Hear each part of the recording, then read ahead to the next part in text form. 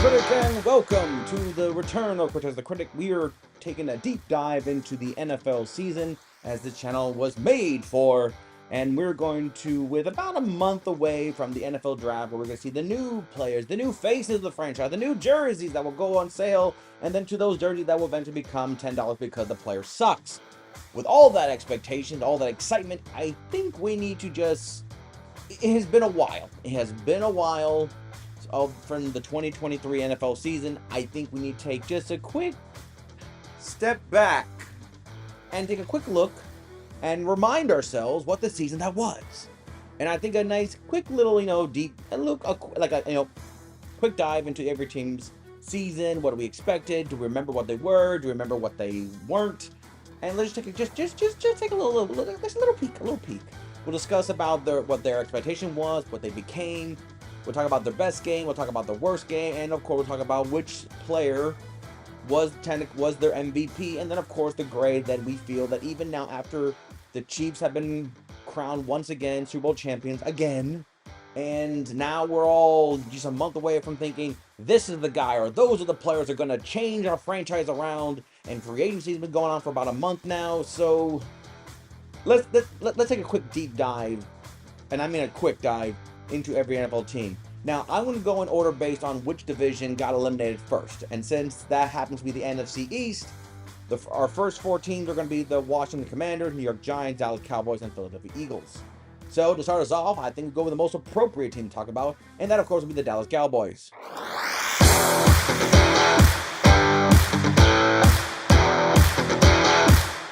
All right, Cowboy fans, how about them Cowboys? Boy. It's becoming a bad joke. I mean, I feel like the Cowboys remind me of the time of the Colts with Peyton Manning. They will go 13-3, 14-2, 15-1, or whatever, and then they do nothing in the playoff. Either they got eliminated by Tom Brady, or they will lose in some embarrassing fashion to like the Steelers, or the Chargers, or the Jets, or it's just something. So that to me feel like what the Dallas Cowboys were. They did go 12-5. I think I think we all can agree they were expecting to have a 10+ win season. They won the division, and I can't help but feel like, is that more because of the Cowboys or because Philadelphia falling off? And I really personally don't like to go after a team's success by saying, well, because they're bad. I kind of feel like that's just giving the big middle finger to the players or to the team that actually made it. So I can see the argument, but I'm just going to be a little bit nicer than most commentators because I don't get paid hundreds of thousands of dollars to make comments. I'm just doing this for fun. So Dallas went 12-5. They won the division. They looked dominant. They looked scary. There were moments where I was even thinking Dallas is going to win the Super Bowl, or worst case scenario, they will go, and I got to deal with the Cowboy fans being a little bit more annoying than normal. But no, they lost in the first round, and they made history as the first team to lose to a recently added 7th seed in the playoffs. And they lose not like a 24-21. They lost in a sadly very convincing fashion to the point of it just felt like, and here we go again for the Dallas Cowboys. Now, I do not review or use the playoff as indication of the team's success, even though only one team wins the Super Bowl, so you can't say, well, San Francisco was a really good team, like they didn't win the Super Bowl, so technically you cannot really make that argument with, definitive, confidence. So I'm just going to focus on the regular season, because that to me is a little bit more, you can make a more stronger argument for the teams overall. So let's start with the best game, and I think Dallas's best game was Week 14 versus Philadelphia. It was at home. It was a division foe. Philadelphia was looking a little bit weak, and Dallas took advantage of it. I mean, that was a game where Dallas literally controlled the game to the point that by halftime it pretty much was over. And it was a full game where it showcased this is the Dallas Cowboys that we kind of expected. This is the Dallas Cowboys who says that, yes, we lost Philadelphia before, but this game showed that we can still be dominant force. And it kind of made a comment of, that's in the past, this is the now, and the Cowboys showed it. And that was the game against division foe, with division leadership on the line, even though Philadelphia still had a chance to win it, but they screwed it up. We'll worry about that later. Dallas was in control. This was Dallas's destiny. But then we go to the worst game, which took place literally the next week at Buffalo, against a Buffalo team that literally was screaming desperate. Not only were they not, it wasn't so much that they were going to not win the division. It was that they were going to miss the playoffs at one point. They were 6-6. They were literally at 500 at this point of the season, where people were thinking, I don't think Buffalo's gonna make it. But not only did they make it, they won the division. But kind of like the Cowboys, they still lost in the playoffs, and quite frankly, we're back to square one again. They lost to Kansas City, even though they were at home, but we don't worry about that for Buffalo fans. And plus, we don't talk about playoffs. Plus, it's not Buffalo video. This is a Dallas Cowboys video. But this was another game that by halftime, you looked at the game and you just felt like, wow, Buffalo has the game secured. And it was 31-3 in the fourth quarter before Dallas scored their first and only touchdown of the game. It was, honestly, I hate saying it, but I felt like the argument became more of Philadelphia really sucks. And it made the Dallas Cowboy win the week before seem like, wow, not really impressive. Not really at all. And I think that's what kind of where I heard it.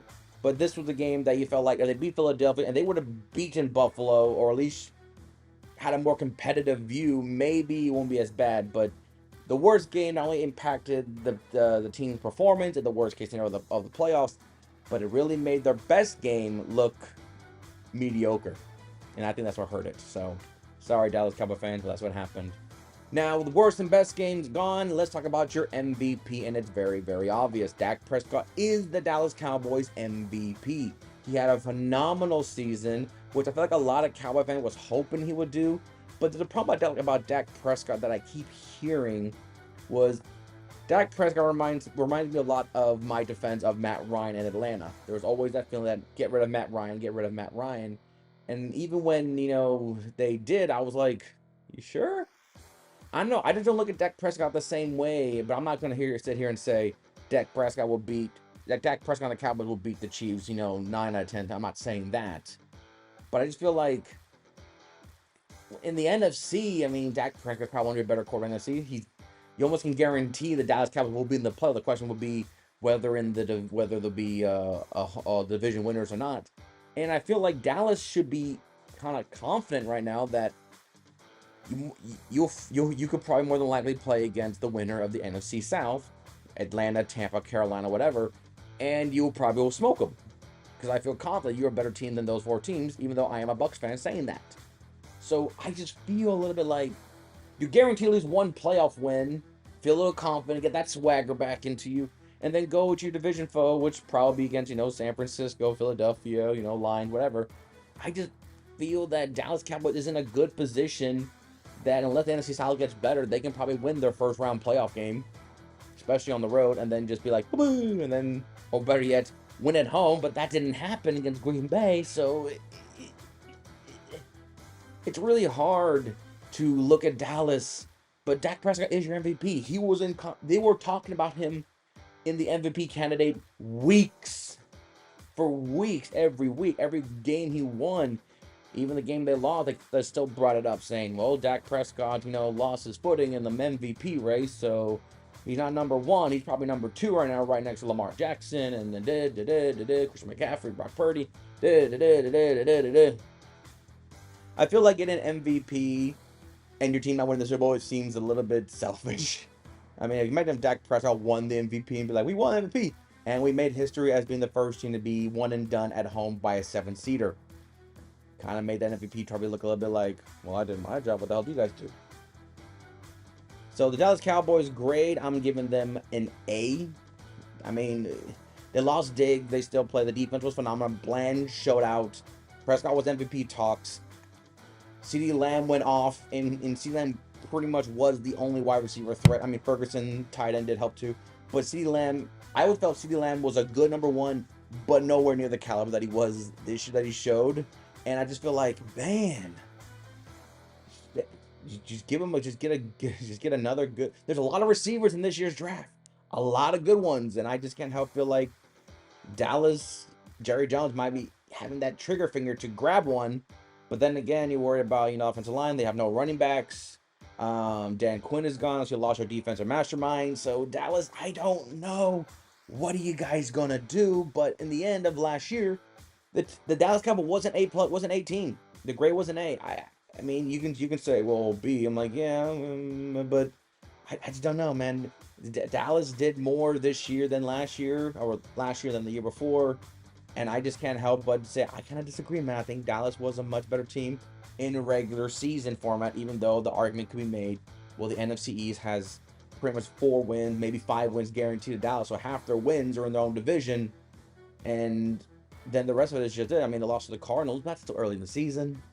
And they lost to all the playoff teams, Miami, Buffalo, San Francisco. I get that. But in the end of the day, the Dallas Cowboys was a team that honestly I felt the most like they're going to make some noise. And my fear was the Dallas Cowboy fandom is going to be obnoxious. I think that was the only reason why people were not at war against Dallas. They just wanted Cowboy fans to shut the hell up. Kind of very selfish. But, I mean, if Dallas would have went to the Super Bowl, I mean, Dallas and Chiefs, I'd be like, okay, fan base, what do you want? Do you want Dallas Cowboy fans to go nuts? Or you want Mahomes, Travis Kelce, and Taylor Swift fans to go nuts? Which do you guys want? But yeah, Dallas Cowboys, A+ draft picks at this time. I keep hearing offensive lineman because of Smith going to the Jets. So maybe offensive lineman. But I'm telling you, Jerry Jones is looking at these receivers and saying, whew, we can get a receiver. But then again, it's supposed to be all in. All in. Yeah. All in. All in what? We don't know. But you're supposed to be all in. It's like making a blind investment. So that's the Dallas Cowboys. Next, we will go down the line and we'll talk about their division foe in the city of brotherly love. The Philadelphia Eagles, the team of the collapse, is next on our channel. So until then, I'm Cortez, and I'm a critic. Thank you very much for watching.